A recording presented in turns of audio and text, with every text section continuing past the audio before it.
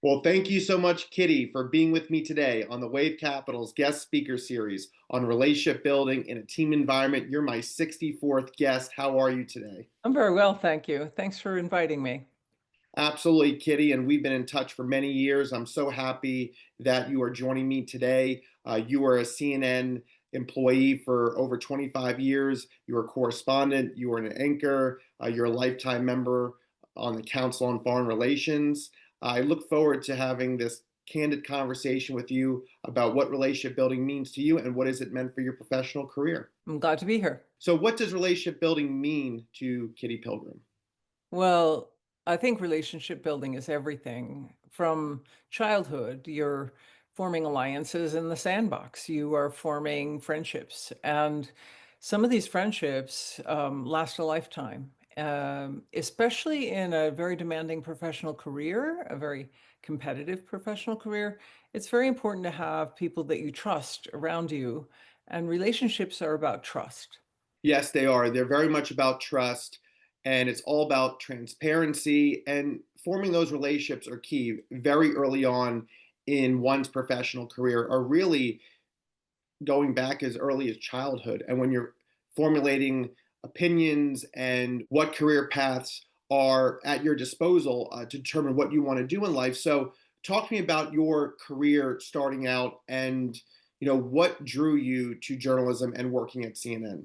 Yeah, I do want to add one thing about childhood, though, that I think is kind of interesting. And this is a sort of firsthand experience. When I was in grade school, the Beatles were popular, and I had a little group of friends, and I didn't particularly follow pop music. But one day in the playground, they said, "Which is your favorite Beatle?" And didn't know because I didn't know the group. So I said, what are my choices, basically?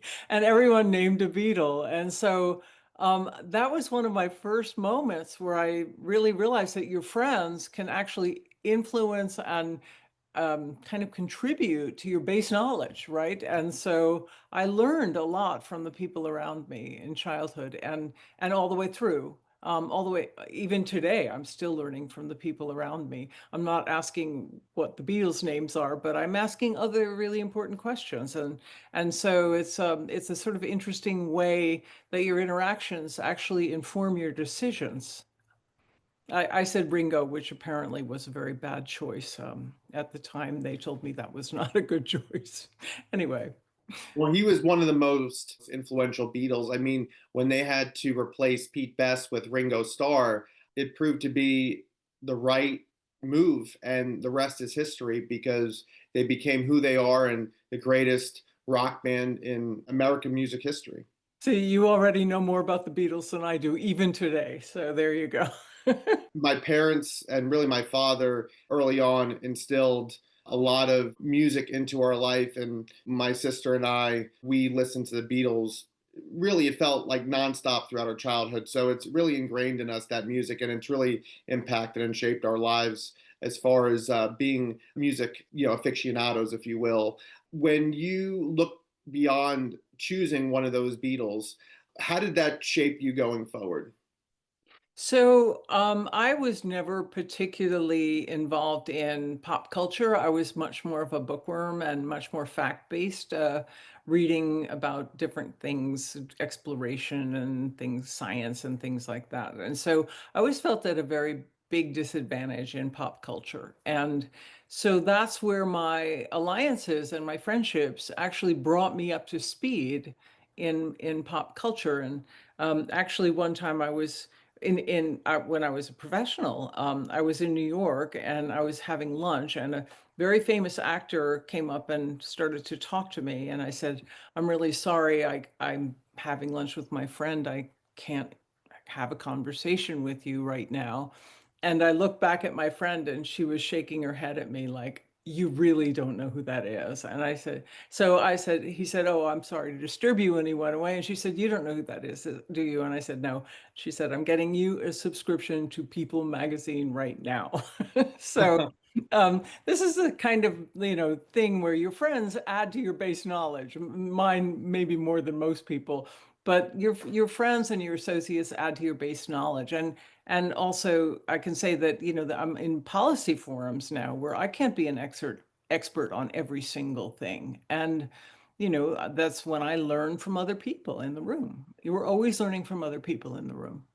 And may I ask for my listeners and viewers at home, including from me, who is the famous actor who was trying I to get can't, your attention? I can't tell you, I don't want to offend anyone. Oh, no worries. I don't want to offend anyone that I didn't recognize them. So I keep that anonymous. How's that? Okay. Yeah. And when you started your career at CNN, those early days, you helped shape an evolution, if you will, of 24 hours, 7 days a week media. The global news cycle was taking shape in the 80s and 90s, and even going into the new century. So, talking about those early days, the colleagues whom you worked with, the relationships that you formed, the news stories that you covered, just it's amazing how much a network like CNN has evolved. It just celebrated its 45th anniversary on June 1st, and it started back in 1980 on June 1st, and we just passed the 45-year mark. So, tell me what it was like. Yeah. So I actually started at CNN very early on in the New York bureau. We had, I think, maybe 35 people or something in the New York bureau. It was very small. And that included all the cameramen and all the sound people and all the tech people. So it was very early. I am still in touch with so many of the people who were in that room um, that day that I walked in. And when I walked in, I was really not knowing what to expect.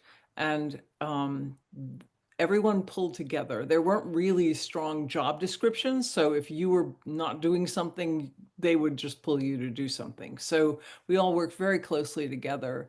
It became very apparent to me very early on that 24-hour live news is just a grinding schedule, which I love, actually. I really like working that hard. So we had to be very collaborative, and there weren't really very many boundaries on job descriptions. And so we just all did it all together all at once. And it was actually wonderful. It was a wonderful time to be in news.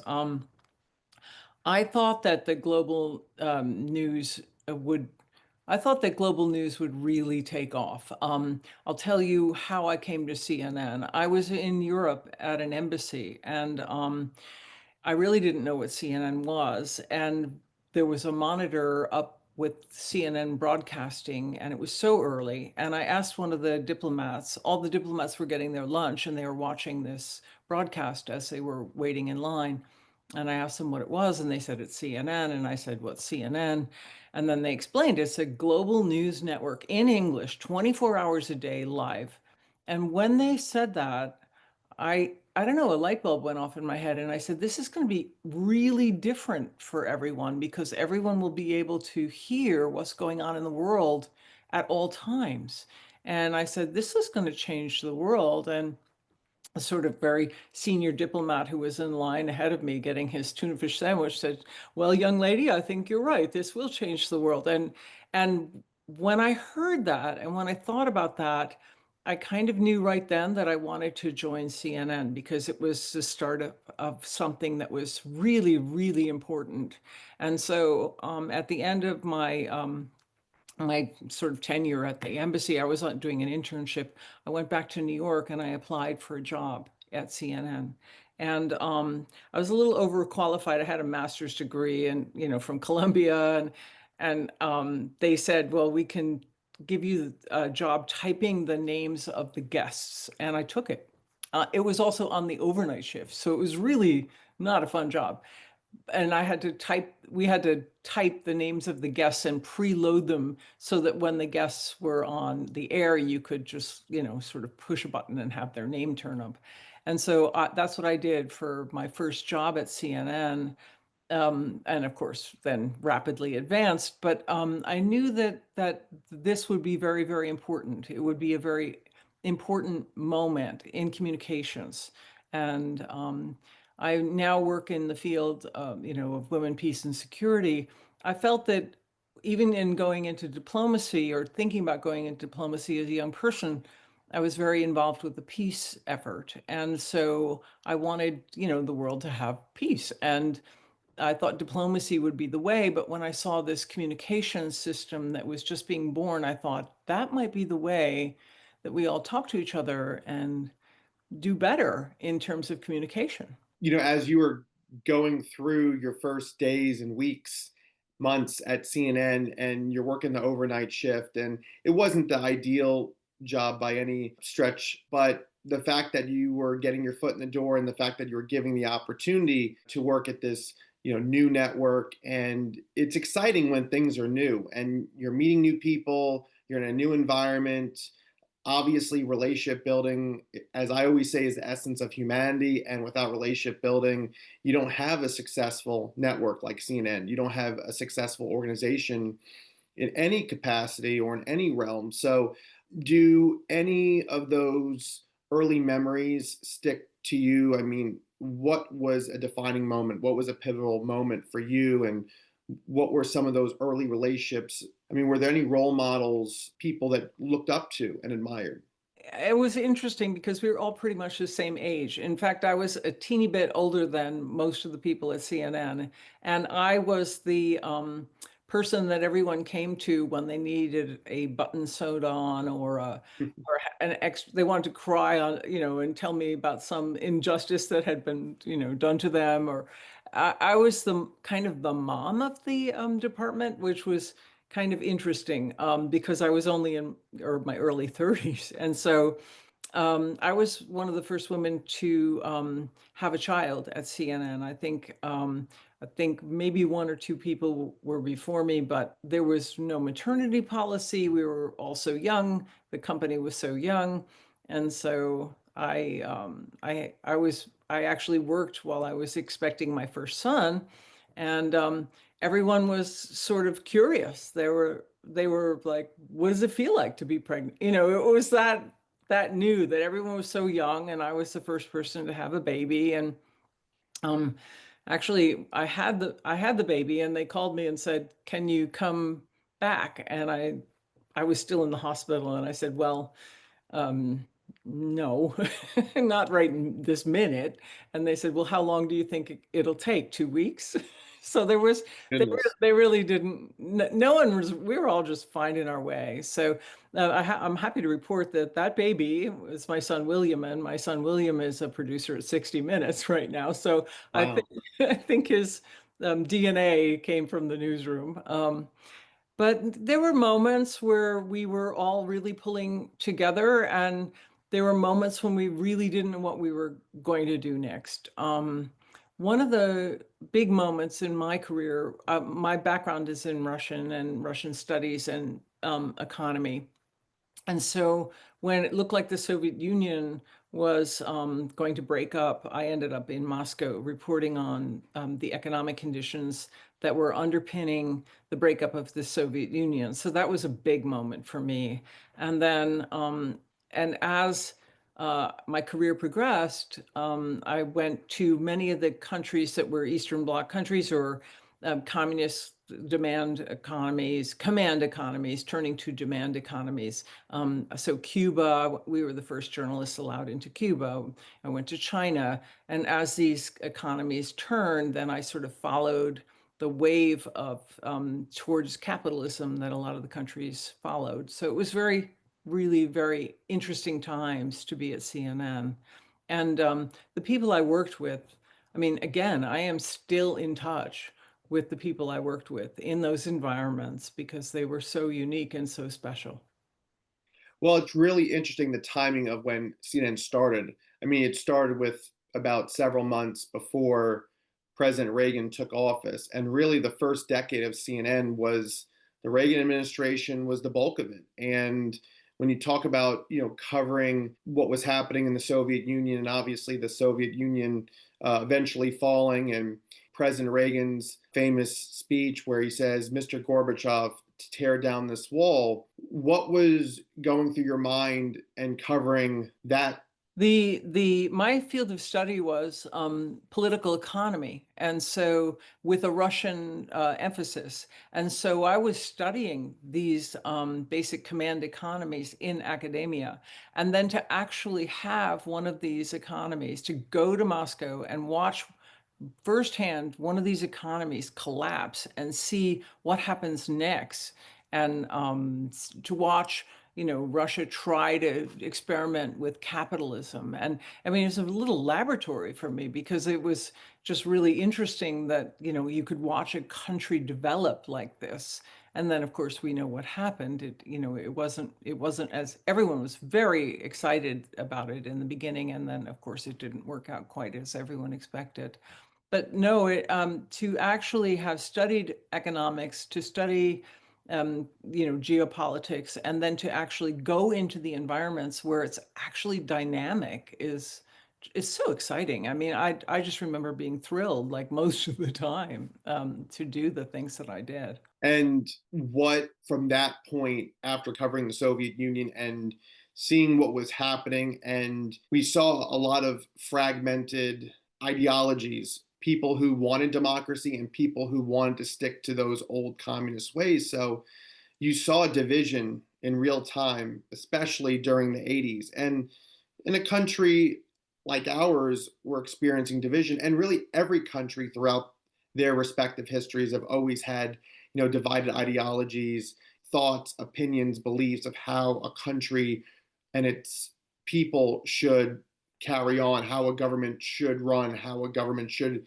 enforce its laws, and how people should abide by those laws. And we're just really seeing a transformation, especially in today's age, but transformations have been going on for decades in all parts of the world. So, again, if you could speak to just what you were experiencing in terms of, did you feel and get a sense that, things were changing, like world order was changing, and my audience and listeners, viewers who were probably infants or not even born yet during that time period, to hear your thoughts and to hear what you experience is quite fascinating.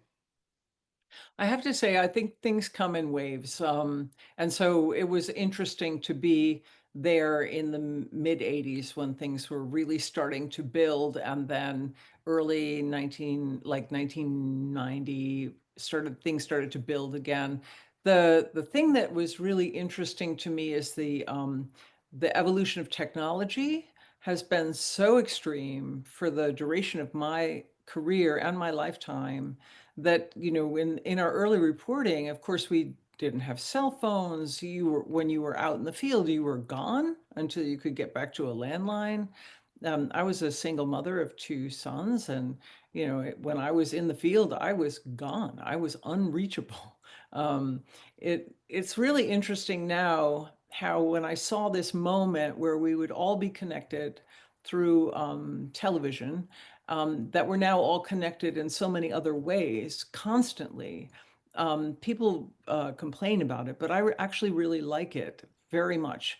It's a continuation of the trend that I saw really early on, and I think that the more we communicate and the more that we open our mind up to other viewpoints, we'll be better off. So I've just been very, I mean, I'm still on the journey. We're all still on the journey. I mean, there isn't a day that doesn't go by. You're not in a meeting about the impact of social media on society. So it's a really interesting time to be thinking and working and writing and talking about the way society is changing, because we are right in the middle of this like tsunami of a wave. And this is the Wave Capital's guest speaker series on relationship building and team environment. So I love the fact that you're using the terminology and the term wave to cover events, especially as a journalist in the media. Covering events in the media is like a continuous wave where something can happen and out of nowhere, and you have to cover that development on the spot. Something you didn't predict, something you didn't plan, something that's going to create a ruffle. And that's really what all part of the news cycle is that people have their opinions as experts and pundits and consultants, or analysts and people give their opinions, expert opinions about what they're seeing in real time, and they try to draw from previous times in their careers and trying to give examples. I love the fact that when I watch CNN today or other networks, I appreciate when people come on and give their opinions, but they do it in a way that they're not being revisionists, but they're giving examples from history and applying it to the present day and what we might expect going forward. So, do you share that opinion? Do you share that notion that what makes a great story, or what makes a great coverage, is the fact that you can have various people inserting their opinions and contributing, and that you rely on the viewers to form their own opinions? Yeah. No, I mean, obviously, this is the sort of function of having guests, right? To have various opinions on the same topic. And so I do like this roundtable format where you have a variety of viewpoints. I think that the number of viewpoints that you can take in and consider, the more informed you're going to be. But I take your point that everything has to be put in historical context. Everything has to be put in context, or it is just opinion. And so I'm not a big fan of the sort of vapid opinion holding that goes on in some places, because I do think you need context and you need facts, and that's a very grounding part of the discussion. It's very, very important. It seems to me that you see more positives than negatives in how the 24/7 news cycle has evolved, these past 45, 50 years. And really, it goes back to President Kennedy when he was assassinated. It was the first time that you had really active participation amongst all citizens of our country who, unfortunately, with the tragic circumstances of losing a president, and so much was lost in that time of trying to figure out what occurred and what happened and who was behind it. And even to this day, we're still picking up and gathering all the remaining pieces, and we have a good idea of how things led up to that event and things that transpired in the thick of it and then thereafter. But it just seems to me that even if you go back to 1963, and then going into obviously the next decade, the 70s, and then the next, and that's when CNN started, really the 24/7 news cycle, it was in the making, even 20 or so years earlier. Do you feel that's an accurate statement? Yeah, I mean, I do. I'm old enough to remember the Kennedy assassination. I was in grade school, and we went home, and everyone had their television on, and there was an interruption of a soap opera to give the news about the assassination and the subsequent death of President Kennedy, and it was a kind of breaking news moment before people were really used to breaking news moments. It was a very startling thing to have Walter Cronkite come on.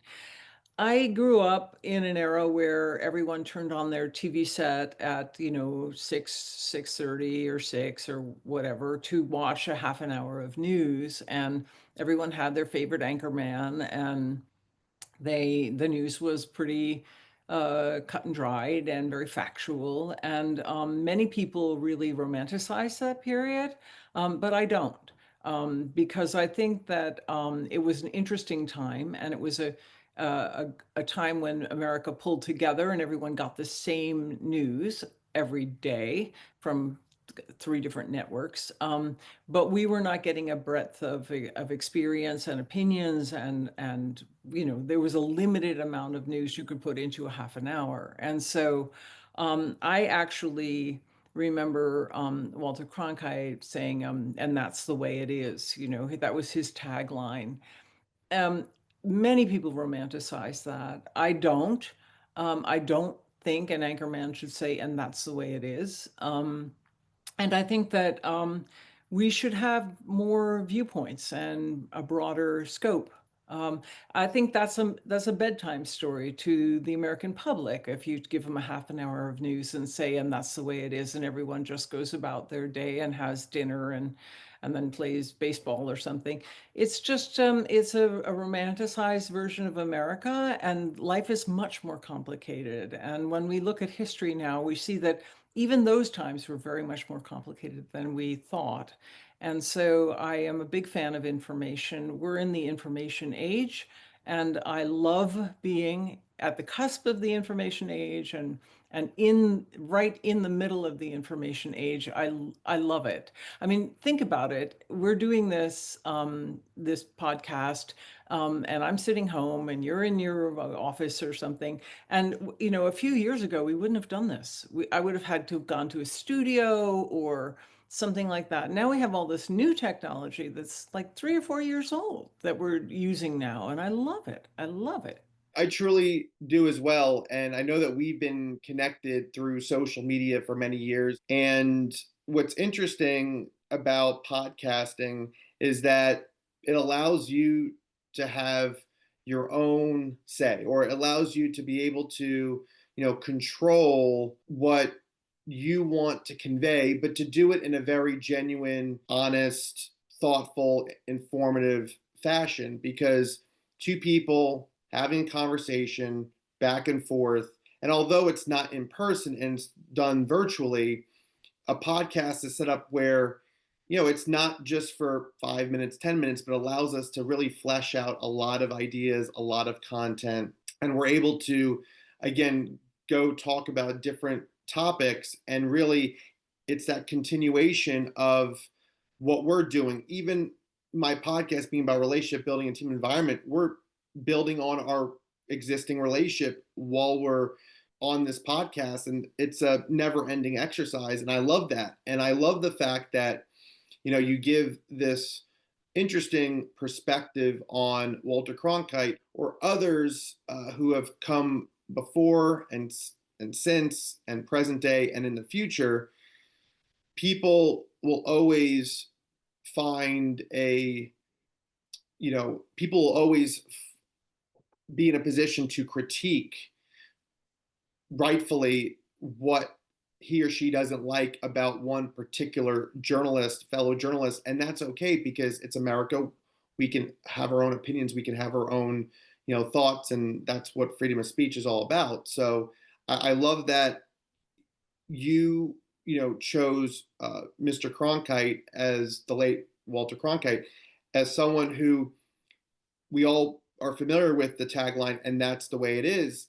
And it's interesting. Do you feel that he would say that because he was limited in what knowledge and what information he had? So he felt in those 30 minutes that when he was saying that's the way it is, in his mind, he's thinking, well, that's all I know. And that's all I know to share. And that's all I can give you. And if I knew more, I would say more. And it probably speaks to the fact that when he was giving that report back in 1963, if this was Walter Cronkite in 1993 or 2023 or here now in 2025, would that be his tagline? It'd be very interesting. Would he look at his career and what his responsibilities were, the fiduciary responsibility to our informed citizenry, that, maybe he would think twice to say, and that's the way it is. Yeah. I think at the time it worked, and it was a reassuring broadcast. And I'm not being overly negative. It was appropriate for the times. I think that the thing that is intriguing about contrasting that era with CNN is that the news gathering became so much more robust during the CNN era, and so. I remember the international desk would be getting calls from all over the world with this is happening in this country and that country. And so we would get so much more news coming in. And then we had an expanded format. We had 24 hours. So then we could put all of that news on the air, maybe not immediately, but then you had to sort what was more pressing and which was not. We cover wars live now, which is really really interesting. We cover conflict. The news gathering is so much more robust. And now with the cell phone video, which I remember cell phone video when it first was available, there was a big big discussion over whether it would be used on air, and now it's ubiquitously used on air. And so news gathering is beefed up, analysis is beefed up. Um, we're becoming more sophisticated, and people think that, social media, there are negatives, right? There are negatives about what's happening in media, but all in all, the fact that there's more availability of information and more people participating in the journalistic process is a plus. And I think this is a very precious gift that we have in this country right now. And it's a precious gift. And I wonder also, as much as access is so important, especially whether it's access of information at our fingertips through the advent of technology as what it is today, through the internet, and being able to watch 24 hours, 7 days a week news, and whether it's live or it's rerun news from earlier that day, constant articles, constant reporting. We just have access to so much information, but I'm concerned that going forward, and really what we've experienced, in the last few decades, that there's not enough fact checking and there's not enough accountability. And we don't know at any given time when information is being shared, especially through social media. Now, social media platforms, formerly Twitter and X,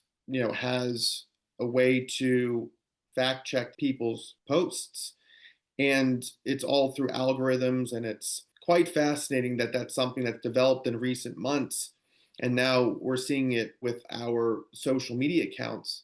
And so people can have good intentions, and people can give their opinions or really give anecdotal, but it's not just anecdotal. I mean, if they're seeing it, they're going to report it.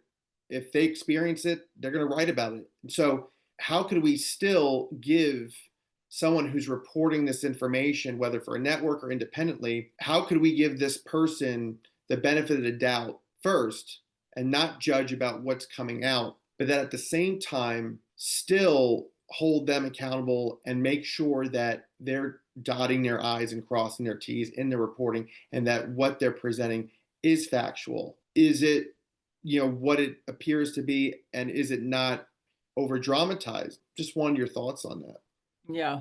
So I do have a couple of thoughts, and I often speak about this publicly, and I do lectures on media, and I teach, and I spend a lot of time thinking about the integrity of our information. And I think that if I'll go back to my reference to Walter Cronkite. When we had the half-hour news where everyone watched it and he said, that's the way it is. I call it a bedtime story to the American public, because we were like children. We basically took it at face value. This is what it is. This is true because our paternalistic anchor man told us.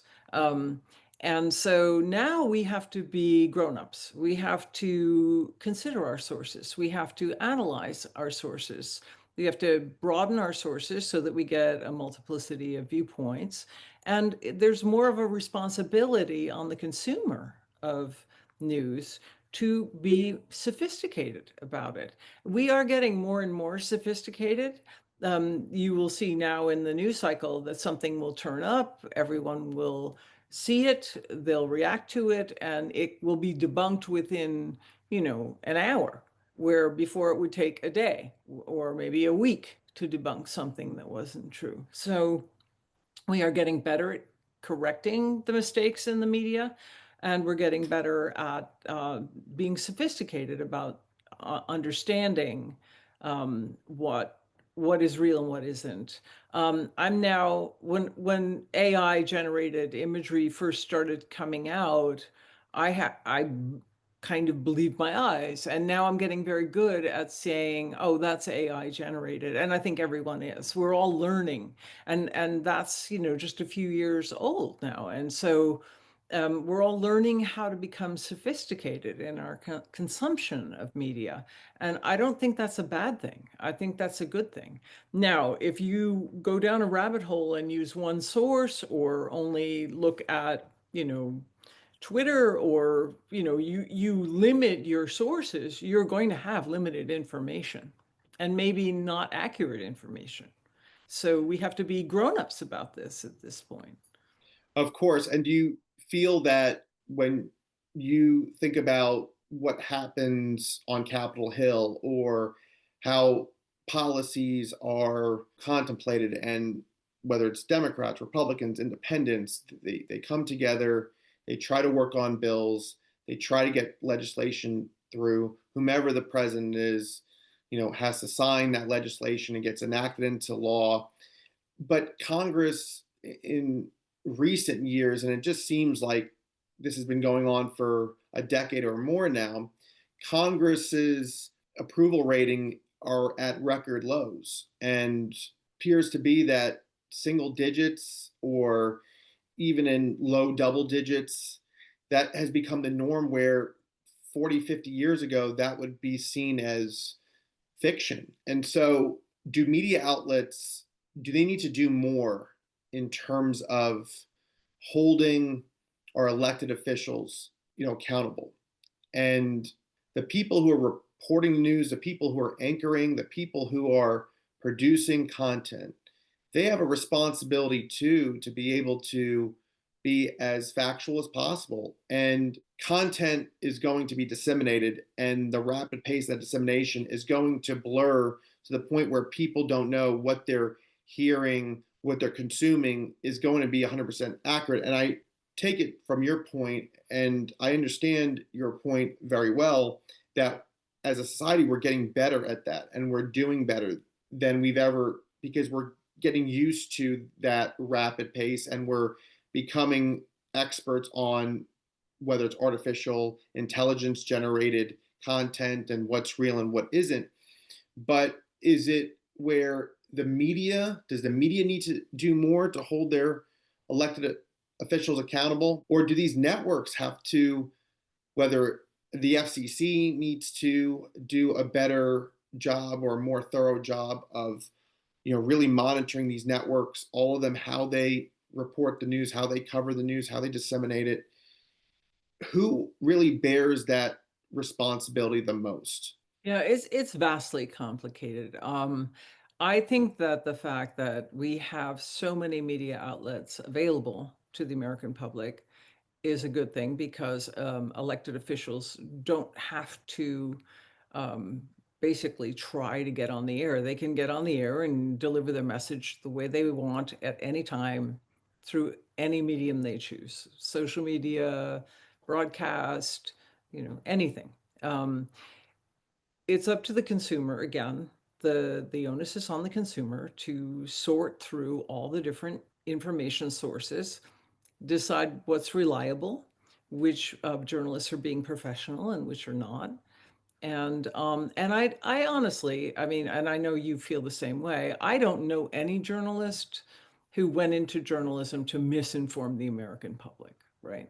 And so I think that there's a certain good intentions in the terms of journalists. We're overworked, we're underpaid. We usually go into this field because we love it, and I don't think that there's a sort of ill intention to misinform the public. But that said, journalists are sometimes put on assignments that are one-sided assignments, or take a certain slant, or that does happen these days, more so now than when I first started in journalism.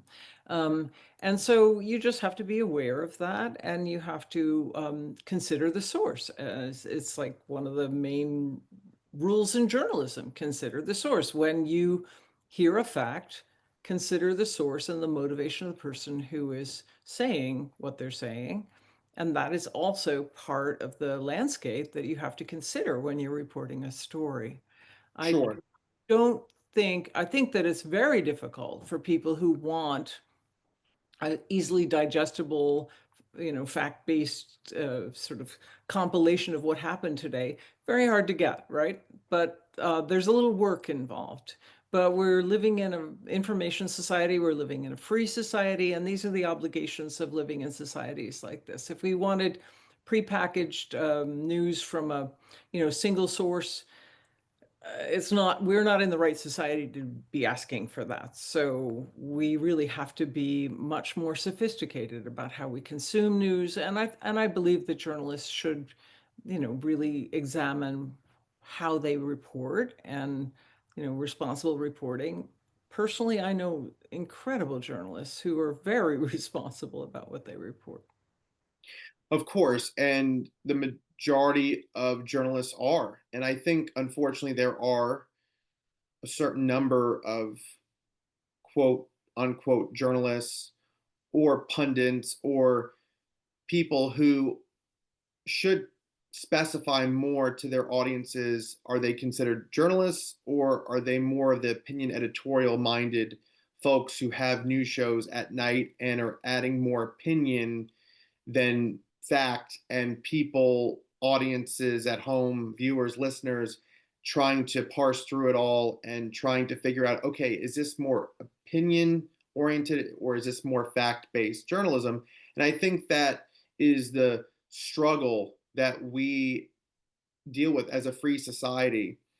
What is fact and what is fiction? And it's not, to your point, thank goodness it's not prepackaged by one source. That's why in journalism school, professors had taught us many years ago that you want to have at least two sources that are reporting the same information. If you have more than two, that's perfect as well. I mean, that is what you hope for, at least two, but more is what you ideally hope for. And so if you feel that it's more prevalent now that we are having to deal with more misinformation, and we can point to countless examples, we can look at this past election cycle and previous election cycles and certain figures who really carried messages of misinformation, disinformation without naming them, then what is journalism going to be like in this country 5, 10, 25, 50 years from now? The information age and digital age has been here for 31 years. If you think about 1994, I think is when the internet became for public consumption. So now we're 30 plus years into the internet age, or the social media has been around, what, 20 years now. So we want to believe that it's going to get better. We want to believe that things will get more refined, or how we receive information, how these social media companies or how these networks be very judicious and be very careful, and at the same time still not hold back when it comes to reporting information and reporting the story and working with sources and breaking news. And that old adage back in journalism school that professors would talk about, if it bleeds, it leads. And, that's still the case. I just think that we see so much more of it now as well. And that's another issue for another conversation for another day. But just in terms of going forward, what could we do as a society? Because I don't think the digital age or the information age is going to ever end. I mean, we're in it now. It's like Pandora's box. Once it's open, you can't put it back in. I really do think that I like where we are now in terms of information flow. If I want to find out anything, I can dig down. And when I first started as a reporter, when I wanted to find out something, I had to pick up the phone, call an expert, maybe get somebody else. They weren't there, they were at lunch. Now we can dig and dig and dig, and we really have information at our fingertips. And I love that. I really love that. Now, do you have to check your sources and make sure that all the information you're getting is accurate? Of course. But if you called someone up on the phone and you talk to them for half an hour, they may not be they may have a slant on what they're telling you as well. So I like that, you can actually have the agency to check your own research, and check multiple sources, and double check and cross check. And I like where we are now. Having been back in the day when you couldn't get information, and now you can. I like having information. I like seeing information. Is there more of a burden on checking it? Yeah, there is. But at least I mean, I love it when everyone's sitting around at dinner and they want to know who won the World Series in X year, and then everybody just finds out. You don't have to ask Grandpa, right? Right. Yeah, and and then you see this sort of generational, um, I'm not going to say generational overconfidence that everyone thinks if you can look it up, then you know more. But you have to also analyze, and you have to think. The thing that you're talking about sitting and listening to all these sources or reading all these sources, you have to ask yourself, what do I think about this? What do I think about this issue?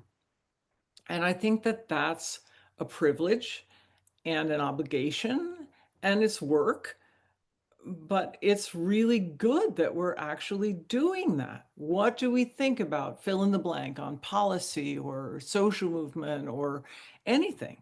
I think it's very, very good. We're evolving. Our brains are evolving. We're becoming very analytical people, I hope. I know I am, and I know you are, and I hope that the Yes. American public is. And I have very interesting conversations in the grocery store and with all kinds of people, and they're really thinking through things that I don't think we would have had these conversations 20 years ago. Everyone's thinking about our society. What kind of a society do we want? How do we participate? How do we stay active? What do we think about what people are saying or doing? And what type of world do we want to leave our kids? And yes, and I actually, I'm old enough to remember that people didn't ask that. I mean, now people say, when my children grow up, I want them to have a world that, is a better place. And everyone's thinking how to do that. I'm not sure my parents thought of that all that much. They were kind of in the moment, and we're maybe future tripping a little too much, but it's good. We're thinking about the future. And that's what you ask for in a society like ours here in the US and around the world. And do you feel that our democracy is under assault? Do you think that we've been in a constitutional crisis? And we've heard that terminology be stated and floated around really in the last, I want to say, at least a decade or more. I think that you can look throughout history, and I'm sure there in history books and talking to historians, there were a lot of different constitutional crises. I mean, to form our nation, the birth of our nation, to win our independence from the English king, to have to deal with the Civil War and preserve the Union. And that's what President Lincoln had to do. And then you had to think about, World War I and World War II, and then there was Vietnam and the Gulf War, and then we had to deal with 9/11 and the wars in Afghanistan and Iraq, and then we had the recession, and then we most recently had the pandemic. So I think that constitutional crises could happen, and it's not so much politically driven. It could be economically driven. It could be environmentally driven. So I'm curious, just from the perspective as what we're seeing in our country today and what we've seen in recent years, are we at an inflection point, as former President Biden would say, or is it just a series of inflection points and just seems that whatever we're dealing with today, it's an inflection point? So, but is it because we're in this information and digital age, so to speak, that there will always constantly be inflection points? And so, do you feel that we are in a constitutional crisis of a certain magnitude at this juncture of our almost now 250-year history? Yeah, interesting question. And it's not really for me to say, but I read a lot of history. And like you, I have a lot of touchstones on great moments where things were very, very important, that important events happen. And so I split out my analysis into two categories. There's event-driven moments, and there's sort of trends. And so I can, you can point to event-driven moments, 9/11, Pearl Harbor, event-driven moments of crisis, right? And, I've lived through enough of them to know when it's happening. There are trends, and I'm sure that now, see, I don't have the authority to declare this one way or the other, and so being humble as a journalist, I'm just saying with my limited information, it is my perception that we are in a trend towards very serious times, globally and domestically, and that U.S. citizens are going to have to really consider what are their values, what do they stand for, and how they want to conduct themselves on a personal basis, and then in a community, and then in a state, and in a nation.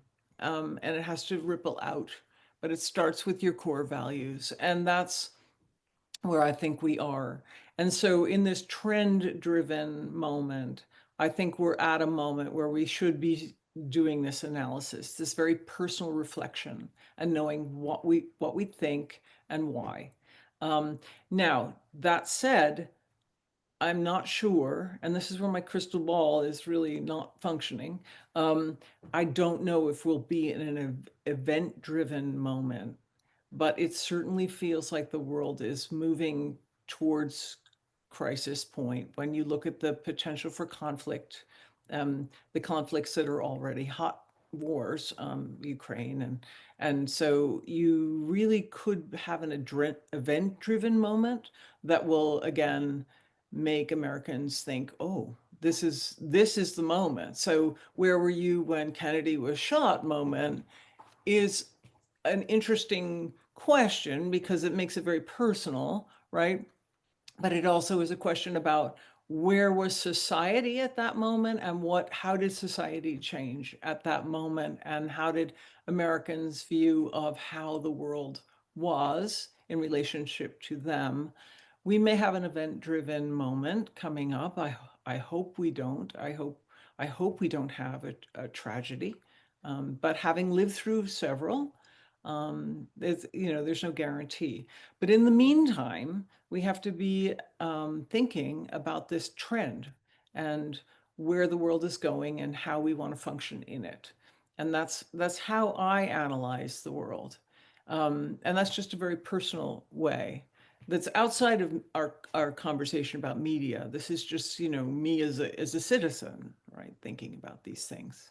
Well, I love the way that you give your personal reflection on all of this, and the fact that you have decades of experience covering peace and conflict and war. And in our remaining minutes, I do want to touch upon just your career. I know that we talked about the early days at CNN and covering the Cold War and being stationed in Moscow, but I wanted to talk about just how your career evolved at CNN to the point where what were the stories you were most proud of covering? What were those, again, going back to relationship building, the, who were the colleagues at CNN? And feel free to name names of colleagues that you have admired that without those relationships, you wouldn't be here today. And, speaking of personal reflection too, as you look back on your career and the work that you've done with the Council on Foreign Relations, being a lifetime member, and this is a great moment to talk about these things on the relationship building topic of the WaveCapital's guest speaker series on relationship building and team environment. Yeah, I have had a few mentors that really shaped my career. And I think that Tom Johnson was the head of CNN when I was there, and he is a newsman from like of the highest quality. And I still am in touch with him on occasion. And these are the relationships of trust and mentorship that I've had. There's so many people that have helped me, just even from some of my interns are now, very big journalists. I was friends with Maria Ressa. She won the Nobel Peace Prize. I was, I'm had so many friends. Christiane Amanpour and I started together in the New York bureau when we were just starting out. So there, many people have gone on to have great moments of recognition and fame, and have done incredible work. And I'm really grateful for all of their friendships. And there's still some journalists at CNN who I know who are very, very good journalists, and I really respect them very much. So, the relationships don't go away just because you move out of a company. I mean, I'm still doing a lot of active work I'm actually working in women, peace, and security right now with women's issues globally. And so I'm forming new relationships in that space that I hope will carry me forward and bring me new insights into how to be a better person in this world and make an impact. I think that the people that we meet along the way really do shape us. That when someone asks you who's your favorite, Beatle, that's a moment where you learn something from your friends, and I'm learning something from my friends at every moment, um, and forming opinions and offering my opinions and asking them what they think. And that's part of the whole process of being a journalist and being a citizen and just going through the whole human journey in a very nice way. I like it very much. Yes, and stories you've covered abroad, and I know you've seen a lot of different countries from Russia to China to Cuba to Venezuela. Care to share just some of those stories in the few minutes we have left? Yeah, one of my most rewarding experiences was reporting in South Africa. And it was just as Mandela was running for president. And I got to interview him twice, which was absolutely unbelievable. But also meeting the citizens in South Africa and talking to them about their society, which, was on this cusp of change. I like, as a journalist, being on the cusp of change. And so South Africa was definitely going through a seismic change with their first Black president, and the hope for the country right on the edge. I do like change, and I like to be there. I like to be in the middle of it. And I think that you and I and everyone else in the United States is on the cusp of change right now, and we should be actually enjoying this moment and participating in this moment, and um, thinking how do we do better and how do we participate. Of course. There are some people who I've talked to recently who say, I'm so overwhelmed with everything, I've just tuned out. I don't look at news anymore. That is not the responsible way to proceed in these times. And I think that, what you're doing with the podcast and what I'm doing, making connections and doing my work, it's just part of the process of living a full life. Absolutely. And I've started a book about my podcast, and I've written the first 8,000 or so words. And I don't know where it's going or how it's going to, because the goal is to complete it, and I will complete it, no doubt. But I keep on thinking about how do I want to continue writing it, and should it be one guest per chapter or just to highlight a select number of my guests, and that would make the book really in its best version to present it to viewers. And I really truly appreciate everybody who has contributed to my podcast as guests. And maybe I'll have multiple volumes, and my first 50 guests in one volume, the second half of the guests, the second 50 guests, another volume. Remains to be seen. But I love the fact that you talk about building relationships even in this stage of your career. And that's the wonderful thing about relationship building in a team environment. We live in society. We've worked on a lot of teams throughout our lives and in different capacities, in different realms, and working with people from various walks of life.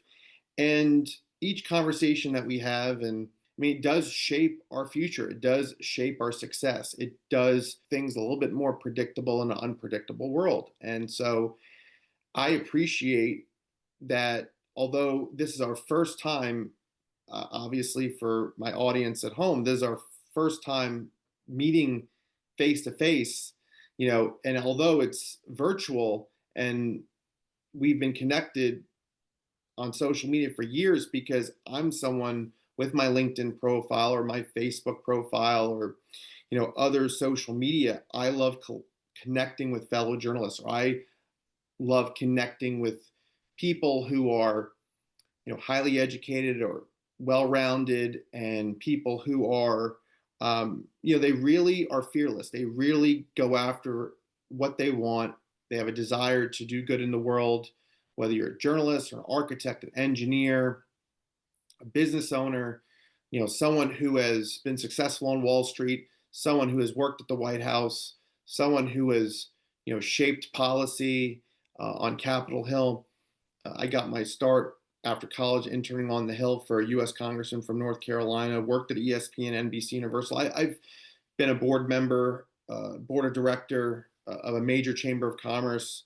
I look at the work that I did at WaveCapital for over 8 years in the investment banking space, and getting back to my journalistic roots and having this podcast the last 4 years. And I have listeners now in 16 countries, including here in the United States. And so I want to continue growing my influence and this podcast and to enhance the reach. So I appreciate people like you and others who can speak about very important topics that affect everyone. Doesn't matter where you live or what your background is or where you went to school or what you look like or what your goals, dreams, and aspirations are.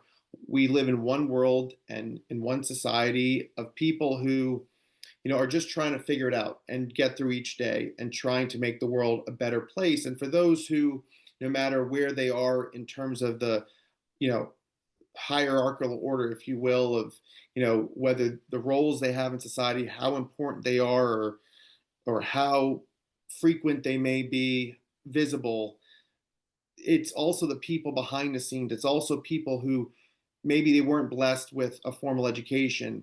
Maybe they weren't blessed with opportunities or resources, but they know that in America, we still live in the land of opportunity. We still have freedom. We still have a democracy, and that you can create your own wealth and you can create your own success. And you don't need an Ivy League education. You don't need, money in your pocket from the very beginning. You can really make your success here in America. And as former President Reagan said, that America is the world's best hope, and it's true. And so those are my opinions anyway, and would love to, final thoughts from you on how I conveyed that, and any final thoughts before we depart from our interview about relationship building in a team environment.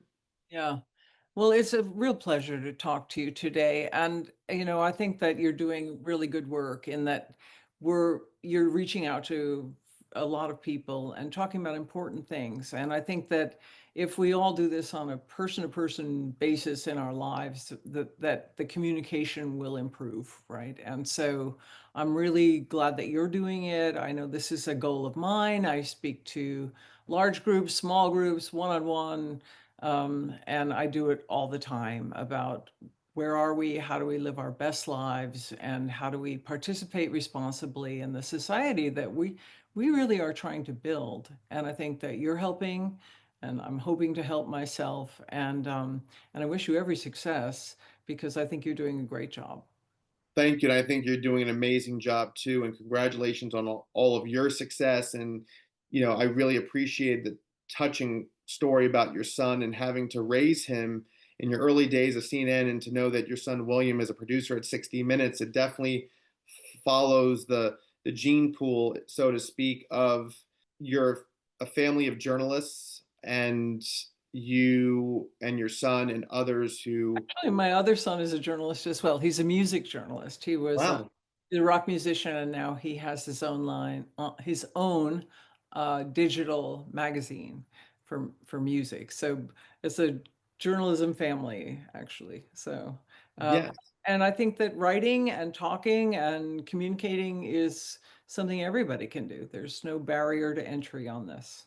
of course. And as a family of journalists, we appreciate good news being reported, and great news is hard to come by, and we just have to keep doing our good work and contributing back to society in any way that we can. And it's all about the content that we produce and that we get out to the public. And my podcast and your teachings, your writings, your journalistic work that you still do today, the conferences you speak at, the the panels you're a part of. I love the fact that your career has really blossomed and continues to blossom, and you do so much for society. So thank you again, Kitty Pilgrim, on the WaveCapital's guest speaker series on relationship building in a team environment, my 64th guest. Thank you so much for a very thoughtful, insightful, candid conversation about what relationship building means to you and what it has meant for your professional career and what does it mean for society in general. It's a great pleasure to be here. Thank you very much, and good luck with your work. Thank you. Likewise, Kitty. Take care, and I look forward to speaking with you soon.